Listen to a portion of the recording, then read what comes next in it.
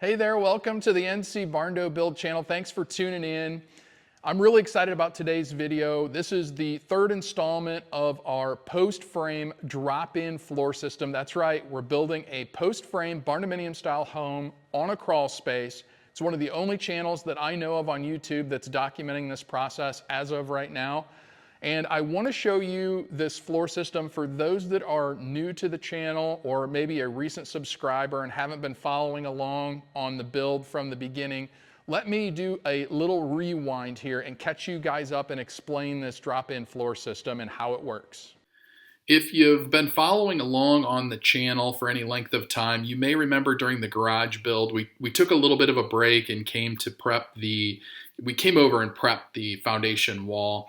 And this is a look at the house foundation before any of the building components are on top of it. And I wanted to go back for those that are new to the channel and show you what it looked like before we had all the building components on top of the foundation.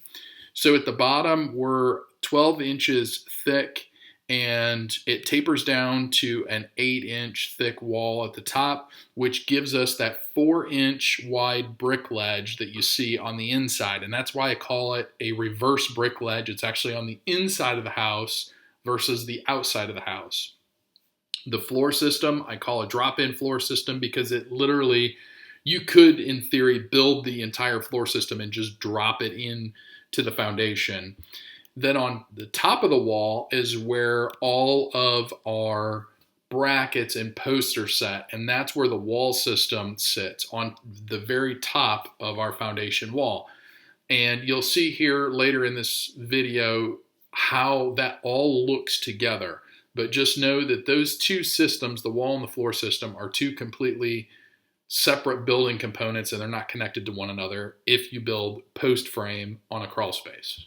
Now you kind of have an idea of what that reverse brick ledge is all about. Let me show you what it looks like now, where we're at with the build, and what it looks like with all the components on that reverse brick ledge. Here's a quick look at the framing system. We have our sill plate. Underneath that, we have a sill gasket, much like you would find on a conventionally framed home. That's Tapcon down into that reverse brick ledge. We have our floor joist system sitting on top of that, and then we have a capillary break between our floor system and our concrete wall here with a 1/2 inch of closed cell foam board. Below that, we have our insulation vapor barrier down for our encapsulated crawl space, R12 insulation board here, and then we have a metal flashing trim piece to hold those insulation boards in place underneath. I'm on top of a 3-ply 2x10 joist that is sitting on top of concrete piers, runs down to the other side and sits on the brick ledge down on the far side with concrete piers supporting it throughout. There's kind of a look at the floor system. We're in the middle of putting the subflooring down. Let me go over by that window where I have my tripod set up and show you what it looks like from the top view down. We have our 3/4 inch decking, 1/2 inch of closed cell foam to provide the capillary break between the concrete and the OSB. And then when we do our wall framing, our girts will run on the inside like that. We'll have our 1/2 inch drywall on the outside of that with our baseboard trim. And that's what the finished product will look like. That gives you kind of a sneak peek of what this is going to look like when it's all said and done. But as you can see, again, the floor system, it's drop-in, completely separate from the wall system. The only way they're really attached to one another is through the concrete foundation. For today's video, let's take a look at how we're putting this tongue and groove OSB subfloor down. There's a lot of YouTube videos out there on this stuff, so I'm not going to spend a whole lot of time, but I do want to say one thing before we get started. This really changes the feel of the building on the inside, because now we're starting to close things up and we're not seeing through the framing. So it really changes the look of the building, and I'm super stoked about this. So let's get going on today's video. Have you ever heard the saying, failure to plan is planning to fail?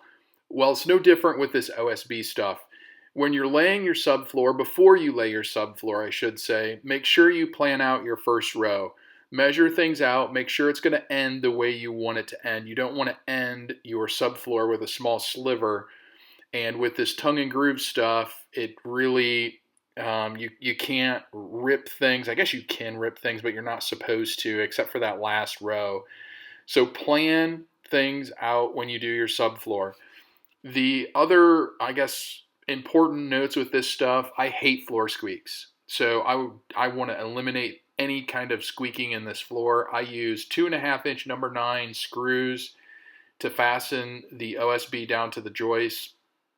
I also used a good quality adhesive. I think it was the Loctite premium adhesive. And I glued these suckers down and put all the screws in. 6 inches on the edges for the screws and 12 inches. I mean, all the boards are marked, so you just follow the X's on your boards as far as where to put the fasteners. But it went down pretty easy. You do have to use a hammer. You don't have to smash these things and get violent to get them into place, but every once in a while, you'll have to tap it into place, lightly tap it into place. Most of them, I'm going to say, slid into place very easy, and you can just kind of use your feet and slide them around, especially with that bead of glue. It gives it kind of something to skate on top of. But every once in a while you get a board that's got a little bow or whatever in it, so you got to use your hammer to persuade it to go in. But again, you don't have to smash it, just kind of lightly tap it into place. And this stuff went down pretty easy. No squeaks up to this point, so I'm pretty happy with it. Glad we went with the premium stuff. Again, I hate squeaks, so I decided to spend the extra money with fasteners and the premium subflooring. All right, guys, we're at a transition point here. If you remember from our earlier video, I think it was part 2 of the drop-in floor system, our floor joists don't run the same direction throughout the building, so we have to switch things up a little bit here, and we're at the point where we need to change direction. So let me show you what I'm looking at this morning. Up to this point, we've been laying the long side this way. Up to this girder here, this 3-ply girder is where everything changes direction, and instead of the joist running this way, they're now running parallel to the direction that I'm looking here. And we need to, as a consequence, run the sheets this direction going this way. So we need to plan out to make sure that this is going to work out the way I'm thinking it's going to work out. We had to rip a 2-foot section here to finish this up to end on top of the girder, which is nice to have that planned out that way. And there's the final row. Ended up with just a little over a 2-foot span there, 27, 28 inches or so, but that completes the flooring system. Subflooring is finally complete. It's all in. And now we're starting to plan for the next phase, so it's starting to get exciting. Let's take a look at what we've done. Step inside here, the front door, and I'll show you what we've done. We've started to plan for our walls.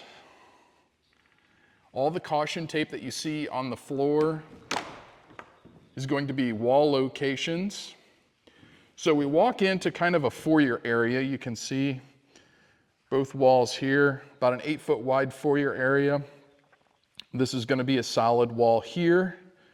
And then on this side, this is the office area. So we're going to have a cased opening here with an office area with a window. And we come through the foyer. To the left, this wall is going to be the kitchen countertop running along this wall here, refrigerator, stove. We have a 4.5-foot by 8-foot island, so that's roughly about the size and the location where that's going to be. Some seating areas on this end and a sink on the inner end or the inner side. We come to the left. We go around the corner, the wall here, there's going to be a doorway. This is the master bedroom. Probably a bed up against this wall. 2 windows. We turn to the left. This box here is the master closet. We'll have a doorway somewhere along this wall. We'll step into the master closet. Plenty big for us with a window to let some natural light in as well. Back out. into the master bath. Again, this wall here will have a door on it, probably maybe in the middle, maybe somewhere down on this end. And we have yet to completely finalize how this is going to look. So we step into the master bath. Maybe a wet room over here with our window overlooking that. And possibly a vanity here. Maybe a stool with a, probably maybe even a door here to come back in with a stool. So the commode is in a separate location, and then the vanity would be on the outside along this wall here. We'll go back out of the master bath through the door, back out the hallway. We're going to go in between the kitchen island and the kitchen countertop. Here is going to be a 4-foot wide walkway. Down here, another opening, cased opening. We're going to walk in here. Door that leads over into the garage. Here will be the laundry area, washer, dryer, countertop. Probably a drop zone here. A small 8-foot countertop here for a pantry area. We'll probably have some kind of pocket door here, and this little area will be the mechanical room, hot water heater, probably an ERV in there, and depending on what we decide for the HVAC system, maybe a furnace, which works out well because our main breaker box is over in the garage. We're going to come up through the roof, drop the power down in here, so it'll be a nice short run for all the main power lines. So we'll be efficient with the power. Let's go back out the cased opening, and you're basically looking at the living room here along this side. So back to the office, the cased opening here, remember, you come in the front door, walk around the corner here, and there'll be another doorway here with a hall that goes down, bedroom here, bathroom there. So you'll go through a cased opening with a door. You'll be looking at a door that'll go into the bathroom there, or you can come in here, hang a left, and a bedroom there. You can see the tape over there to indicate the wall. And again, this whole area here will be the living room area. And of course, my favorite part of this whole deal is walking out to the view on the back side. Got our truss there that looks beautiful. In my opinion, we're going to have a big ass fan.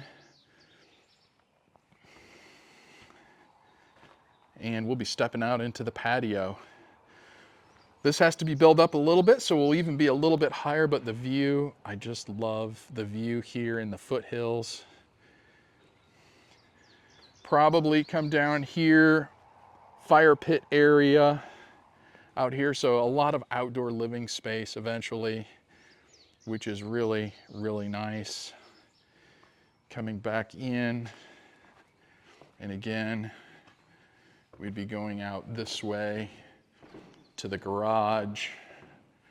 For those that aren't familiar, haven't seen the earlier videos, this doorway leads right into the garage. It's covered porch area. We're going to put the ceiling in, and this is where the power is going to come through. So the power will come through here, run through, up under that ceiling, up into here, and then I'll be able to drop down. So all the power is going to run overhead and drop down. And of course, the water line, if you remember, comes into the foundation over there. So all the water is going to come underneath and up through.